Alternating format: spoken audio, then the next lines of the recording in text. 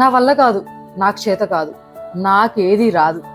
Self doubting it's very common. నీకు నాకు మనందరికీ ఏదో ఒక కొత్త పని నేర్చుకునేటప్పుడు, కొత్త స్కిల్ నేర్చుకునేటప్పుడు, మనకి రాంది తెలియంది విన్నప్పుడు, ట్రై చేసేటప్పుడు ఇలాంటిది ఒకటి అనిపిస్తుంది. ఆ ఫీలింగ్ వచ్చినప్పుడు చాలా మంది గివప్ చేసేసి అదే ఇవన్నీ మనకు వర్కౌట్ అయ్యే పనులా లేవు అని అనుకుంటారు. యు నో వాట్, నువ్వు ఏ ఫీల్డ్ లో అయితే ఉన్నావో ఈరోజు నువ్వు చూస్తున్న ఎక్స్పర్ట్స్ అందరూ కూడా ఒకప్పుడు బిగినర్సే, వాళ్ళకు కూడా ఏది రాదు. బట్ ఎలా?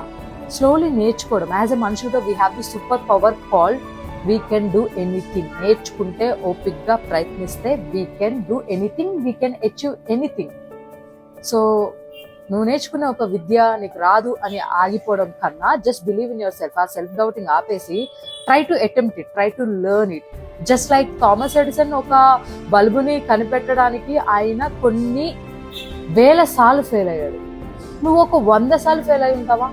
పోనీ 10 సార్లు.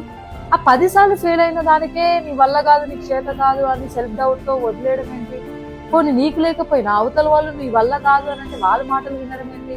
You know what, I believe in your self. ఒక మనిషి తలుచుకుంటే ఏదైనా చేయొచ్చు.